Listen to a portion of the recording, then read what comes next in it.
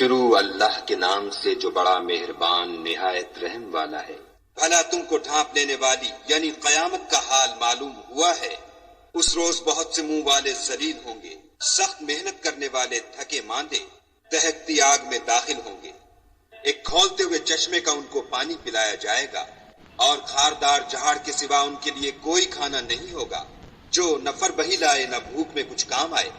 اور بہت سے منہ والے اس روز شادماں ہوں گے، اپنے اعمال کی جزا سے خوش دل۔ بہشت بری میں وہاں کسی طرح کی بکواس نہیں سنیں گے، اس میں چشمے بہ رہے ہوں گے، وہاں تخت ہوں گے اونچے بچھے ہوئے، اور آب خورے قرینے سے رکھے ہوئے، اور گاؤ تکیے قطار کی قطار لگے ہوئے، اور نفیس مسندیں بچھی ہوئی۔ یہ لوگ اونٹوں کی طرف نہیں دیکھتے کہ کیسے عجیب پیدا کیے گئے ہیں، اور آسمان کی طرف کہ کیسا بلند کیا گیا ہے، اور پہاڑوں کی طرف کہ کس طرح کھڑے کیے گئے ہیں، اور زمین کی طرف کہ کس طرح بچھائی گئی۔ تو تم نصیحت کرتے رہو کہ تم نصیحت کرنے والے ہی ہو، تم ان پر داروغہ نہیں ہو۔ ہاں، جس نے منہ پھیرا اور نہ مانا تو خدا اس کو بڑا عذاب دے گا۔ بے شک ان کو ہمارے پاس لوٹ کر آنا ہے، پھر ہم ہی کو ان سے حساب لینا ہے۔